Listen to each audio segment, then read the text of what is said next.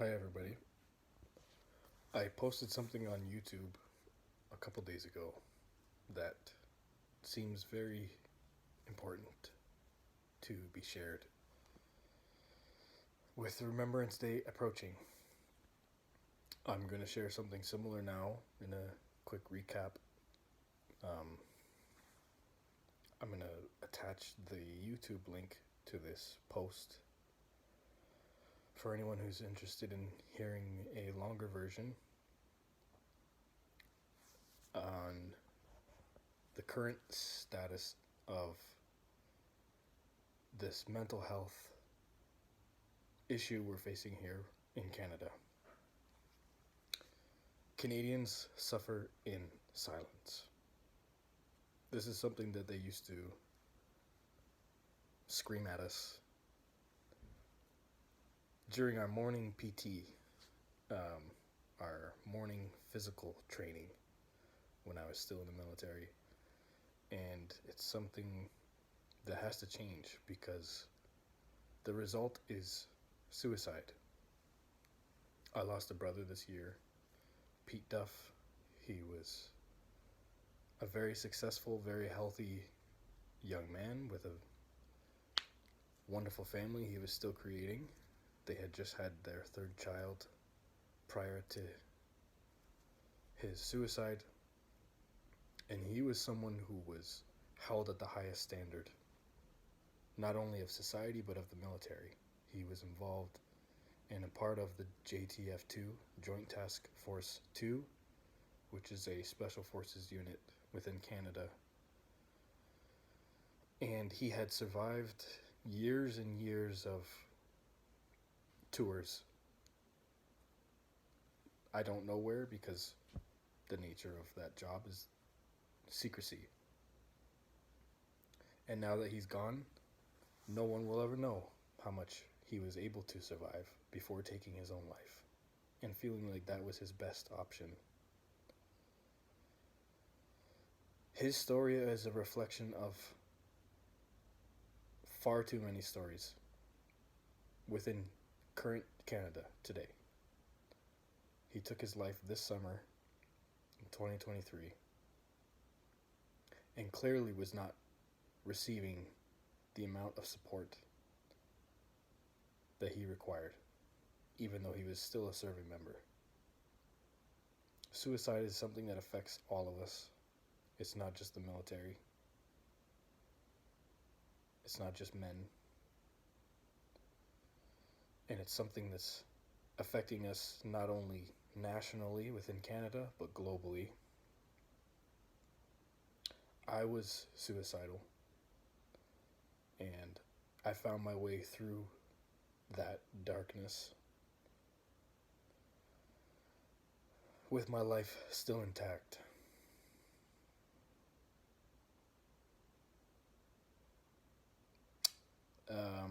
It's a multifaceted problem, meaning there are many things that contribute to it.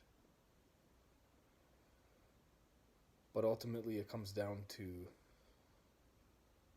you as a person choosing life over death, or not. I wrote some notes. I'm just looking back and forth to them. It's ugly and it's true, and it's affecting me and it's affecting you. If you aren't personally experienced with this issue, there's almost a guarantee that someone that you know has been struggling mentally, especially post-COVID. We've never been felt more secluded and isolated in history. And the biggest thing with suicide is that you feel completely alone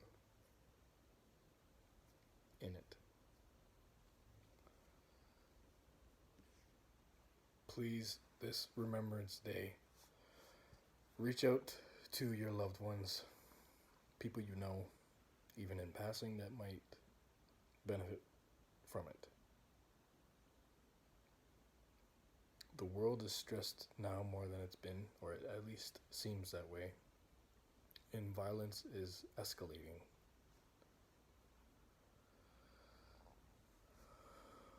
And that's externally, and I feel like that's also internally with our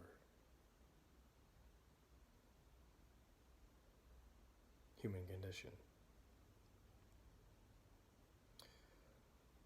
There's something that I'd like to share specifically, and that is what I realized within my suffering.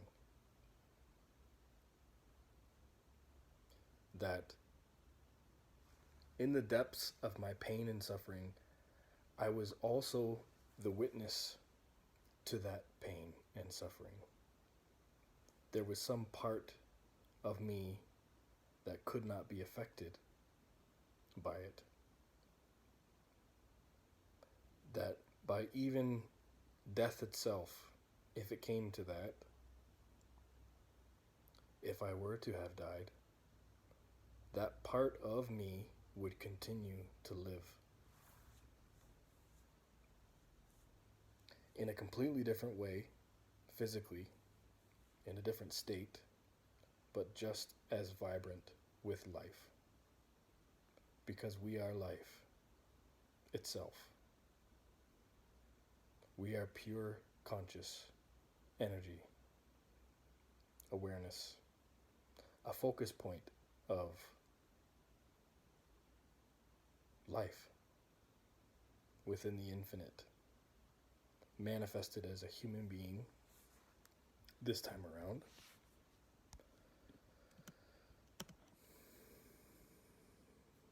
We are not the things that have happened to us in our past. We are not the things that we have witnessed or the things that we have or have not done leading up to this moment. Our value as human beings is not depicted in a dollar sign or what we've been able to accomplish so far. A list of attributes that are celebrated or judged by our peers.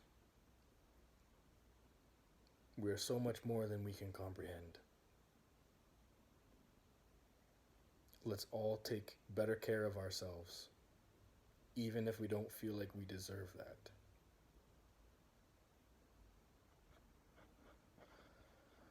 I am going to attach another link for Pete Duff's family, and hope that some of you, myself included, are able to contribute to that. Money does not